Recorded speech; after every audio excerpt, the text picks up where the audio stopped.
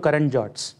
So today we'll be discussing about impact of the COVID on Indian economy and what are the broader implications of Indian economy, what are the steps we can take now, what are the steps taken by RBI, what has the government done so far, and all these aspects. Now coming to the concept of COVID and its impact on economic growth. Now if you can clearly see from this trend that we have where the growth rate is already down by almost 23%, So here, if you see, it is not that the COVID impacted growth, it is that the growth was already slowing down. So we can clearly see here that the growth is coming down already. It is already coming down, and suddenly we have a huge drop of 23.9% because of COVID. But if you look at the last quarter as well, which is 3.1%, if you look at the previous quarters also, the growth has already started going down. So if you look at the statement by World Bank, which is it magnified the pre-existing risks to Indian economic outlook. Now, what were those risks? What were the risks existing before the lockdown? So first of all, what we have here is, first is your consumption risk, which is consumption demand.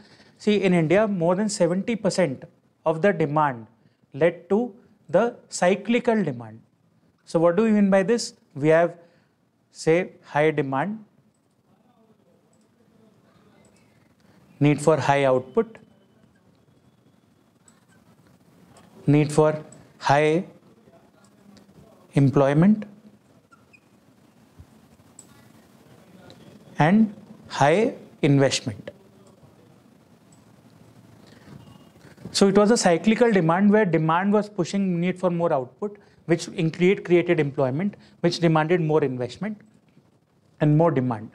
So if we have a demand slowdown in general, we'll have an output slowdown, we'll have an employment slowdown, we'll have an investment slowdown. So consumption demand, which was the biggest driver of demand, which is nothing but private final consumption expenditure. So in your expenditure method of GDP, we have PFCE, government final consumption expenditure, plus investment, which relates to your GDP as part of your expenditure method. So if you look at private final consumption expenditure, it had already, which had a share of 57% in 1920, it was already down to 2.7% in the March 2020 quarter, which is lowest since June 2012. That means largely India is facing a consumption-led slowdown. Now, given consumption's impact on output, employment, investment, we see that gross fixed capital formation also came down. We saw collapse of the entire cyclical nature and cyclical demand of the economy. So also, what led now to rescue this? Government started announcing stimulus packages, say Atmanirbhar package, or the RBI's liquidity tap. Liquidity tap is nothing but the easing of the repo rate, easing of the reverse repo rate, and all those things. So it was more of a government demand-led economy or government expenditure-led economy. So high government expenditure was the only counter-cyclical buffer. So as we mentioned, it was a cyclical thing. So this is what? It's a counter-cyclical buffer in the business cycle. Now, what do we mean by this? So we have in business cycle, you have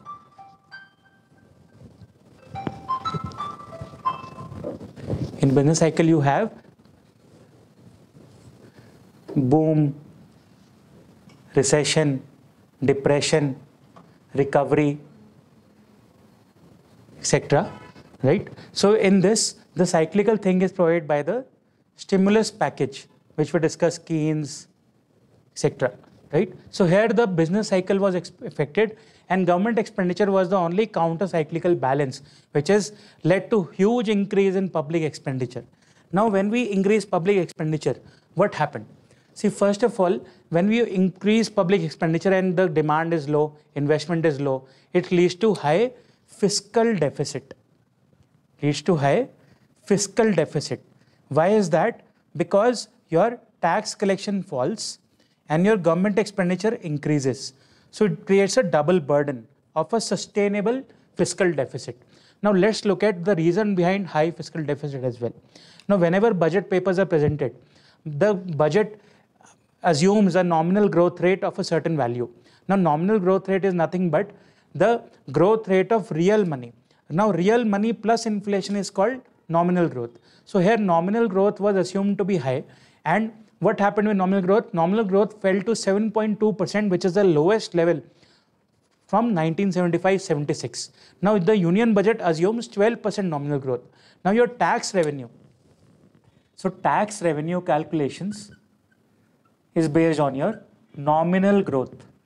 So this is a very important question for prelims, that tax revenue is calculated based on your nominal growth. So what happened with this? That because the 12% was assumed and because GDP growth in nominal terms was lower, there was a massive shortfall in government revenue.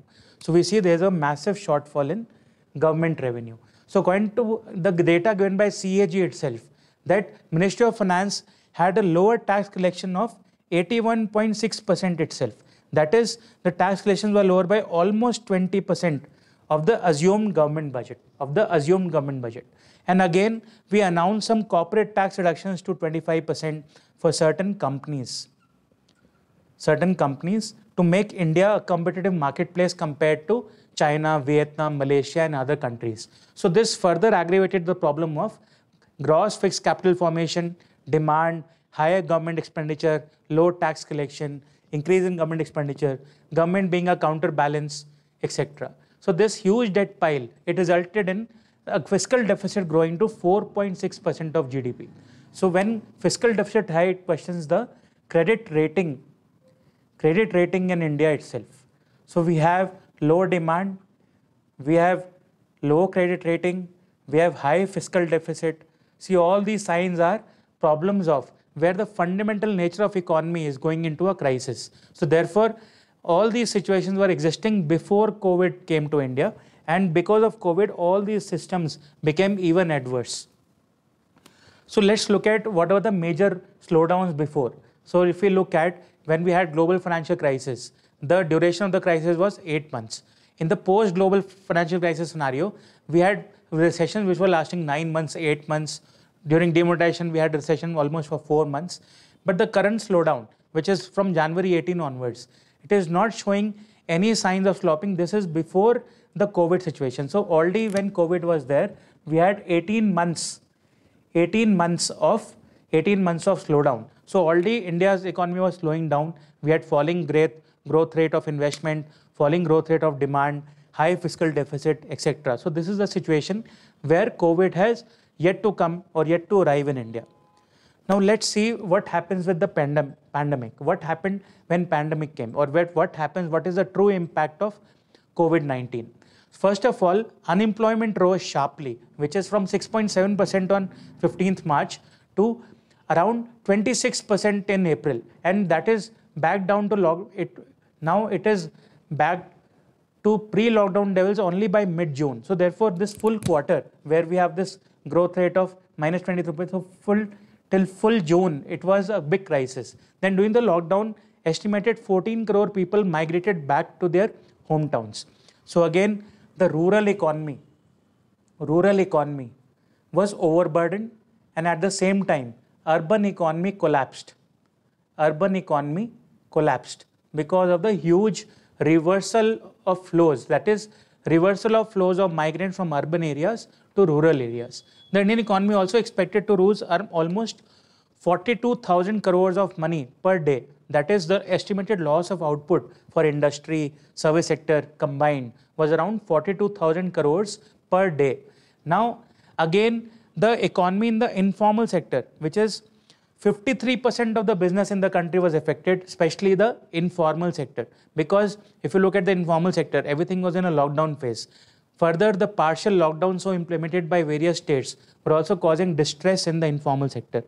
The major impact was on supply chain disruption. See, for example, when we have essential services such as food, but you need the food packaging material, you need logistics for that, you need openness of borders. So it was disruption of supply chains, which created huge problems and also created problems for daily wage earners. It caused problems for informal sector, and also a large number of farmers who were into perishables, perishables also faced uncertainty about their output, and many of them faced a huge crisis because they were not able to sell the perishables on time. So this was a major impact on various unemployment, households, businesses, etc. Now coming to the rescue package announced by the Government of India, on 21st March 2020, the Union Cabinet approved schemes worth or incentives worth 41,000 crore for manufacturing. Then what were the major points under Atmanirbhar package? This we have discussed in our current JOTS videos before as well. We have discussed Atmanirbhar package as part of your economic series. Please have a look at the previous videos. Now coming to what is the major components for promoting India as an investment destination, because somewhere we need to reverse this investment cycle, demand cycle, output cycle in order to revive growth. Now for that, first of all, we announced, incentives worth 41,000 crores for mobile phone manufacturing companies. Secondly, in order to provide protection to Indian companies during COVID, that is Chinese companies or other countries should not take undue advantage and buy out our companies during this time of crisis. We changed the FDI policy in order to protect domestic industry from hostile takeovers. So here keyword is hostile takeovers, especially from our neighbors. So we had to protect domestic industry. That's why we had some changes in FDI policy. Then it was important to put forth a strategy where India could take the place of China for manufacturing of mobile phones, electronic products, automobiles, etc. So we have to think in the global lines where the whole world is thinking about alternative to China. Though this is under what we call China Plus One strategy. China Plus One strategy is nothing but finding an alternative to China as an independent body, as an independent nation. And also lastly, we'll discuss various models for competing with China, such as the Karnataka model for cluster development, which is compete with China strategy. Now coming to electronic manufacturing, what were the issues under electronic manufacturing? First of all, India has been trying to become a hub for manufacturing electronics in line with our National Electronic Policy. Now under this National Electronic Policy 2019, first of all, we'll give some incentives for setting up of electronic system design and manufacturing clusters, which is ESDM clusters. Now these clusters will be integrated parks where you will have production facilities, transportation, storage, spare parts manufacturing, auxiliary units, etc. Then how will we do it? We'll give a capital incentive, that is subsidy from the government up to 25% for plant and machinery, sophisticated machines, your common utilities, technology, research and development, etc. So this will cater to all electronics. So please remember, this is for all electronics, not for mobiles only. So this word is very important because in prelims you see many questions with the word only and many things. So it is for all electronics or major electronics. It does not cover only mobiles. It covers even your washing machines, your TVs, etc. So it has a multiple dimension where major electronic items will be covered. So how do we do this? First of all, we launched a modified electronic manufacturing cluster scheme, which is EMC 2.0 scheme, which will be having two parts. First is electronic manufacturing clusters and second is common facility centers. Now these EMCs or so-called electronic manufacturing clusters would be set up in a minimum geographic area. So they'll have a defined area to function. And the CFC, common facility centers, will be located as a hub and spoke model where the ESDM unit is the cluster and you will have supply chain supplying to it. So what's the difference? One is your common area, one is the common area, this is your electronic cluster, and this is your CFC, which is CFC. So this is a basic difference where CFC is more of a hub and spoke model and EMC is an integrated park by in itself. Then coming to the incentives we offer, the incentives are offered through various mechanisms such as production linked incentive scheme, which is also called PLI scheme. So under PLI scheme, the scheme proposes production linked incentives to boost production of mobile phones, to boost production of assembly units, testing units, marking units, and also packaging units for mobile phones. It offers incentives for up to 4% to 6% on the incremental sales. That means if you decide to set up a new factory, if you produce extra than the existing average, then you get some incentives for production for the next 5 years. The proposed scheme is likely to benefit major players such as Samsung, Foxconn, Apple, and many other Indian players as well who wish to set up their factories in India. So this, in a way, we can say that we want companies to favor India over our neighbors, over China, over Vietnam. So we are trying to make a competitive environment and make a case for Make in India campaign. Then coming to the second one, which is medical devices, which was also picked up as a priority area, especially in the time of COVID, where we saw that because of COVID, we are vulnerable to certain, what we say, formulation inputs, your API inputs, your medical devices inputs. So we have to be self-reliant or so-called Atmanirbhar in medical devices. So in order to pursue that, a scheme for medical devices was envisioned, which was to lessen the imports of this medical devices in India and go for self-manufacturing. So this was medical devices parks will be established in India with the help of states. So each state will be provided some grants up to 100 crore per park will be provided to the states. And also the medical devices sector will get a cost of manufacturing disability. So what do we mean by this? See, because of the infrastructure constraints, because of supply chain constraints, it is easier to manufacture medical devices in some countries because of the supply chain issues. For example, the factory may be located nearby. For us, spare parts have to be imported. So because of the extra cost, the 4 to 6% or 12 to 15% of the cost is because India is uncompetitive presently in terms of logistics, supply chain in manufacturing of medical devices. So in order to cover that, the cost disability will be transferred to the manufacturer so that medical device manufacturing is competitive in India. And same way, to boost domestic manufacturing, a large investment in medical devices sector, a 5% of incremental sales over the year 2019-20 will be also considered for production linked incentive as in mobile sector.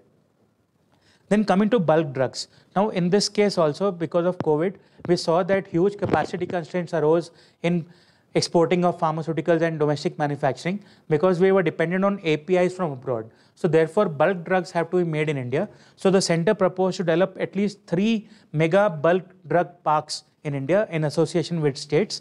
So the states will be facilitated by giving them grants in aid to set up such parks. So these parks will have some common facilities such as recovery plant, distillation plant, power and steam units, etc., whichever are required for manufacturing these APIs. A sum of 3,000 crores was put aside for the next 5 years in order to go deeper into manufacturing of bulk drugs and etc. Then these bulk drugs will be having the base year 2019-20. So these 53 critical bulk drugs will get the incentive for the next 6 years. And also the rate of incentive was fixed up to 20%. That is 20% of incremental value, right? And 10% for chemical synthesis processes. So therefore, a lot of attention has been paid to medical devices, bulk drugs, mobile phone manufacturing, and also in general manufacturing as a whole for electronic products. Now coming to China Plus One strategy. Now this strategy talks about that one should not be solely dependent on China for manufacturing, supply chain, etc. because the disruptions could cause great shift, great slowdown if you are only dependent on one country. So this strategy was also in news because of the USA-China trade war.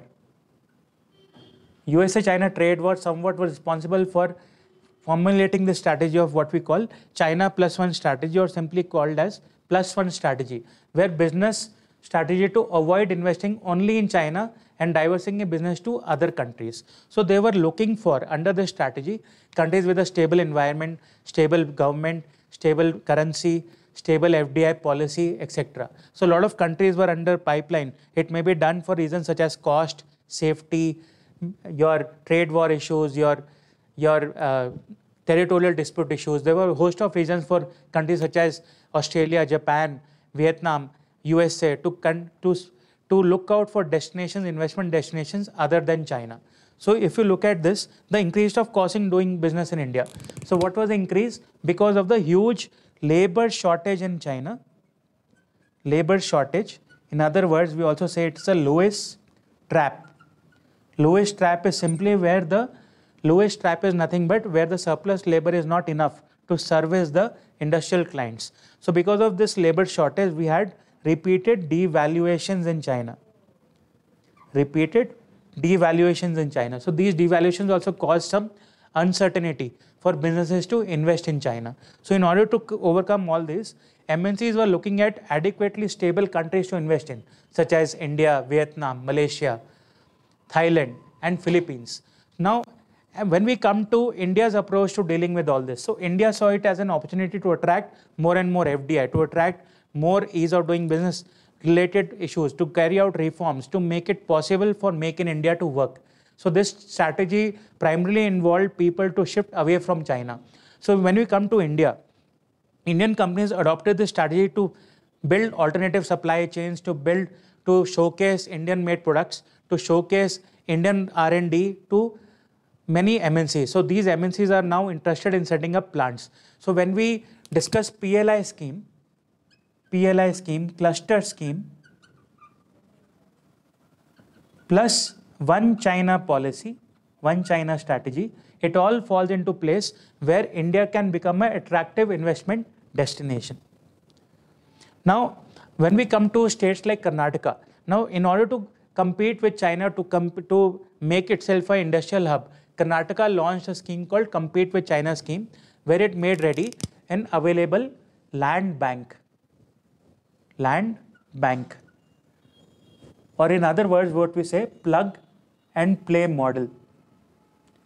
Plug and play model is nothing but that if an industry wants to set up, they just have to come there, set up the plant, and everything will be in place. That is forest clearance, your environmental clearance, your safety clearances, your common infrastructure, roads, ports, your railway, etc. Everything will be available in one place. So every district under Karnataka, every district will have one cluster, which is one product, one district, one go local for vocal, or what we say, the Prime Minister also called for this, that is go vocal for local. So action is being taken to create 1 lakh jobs in each cluster. So indirectly it is high investment, high employment, high output, high demand. So we are somewhere creating a virtuous cycle.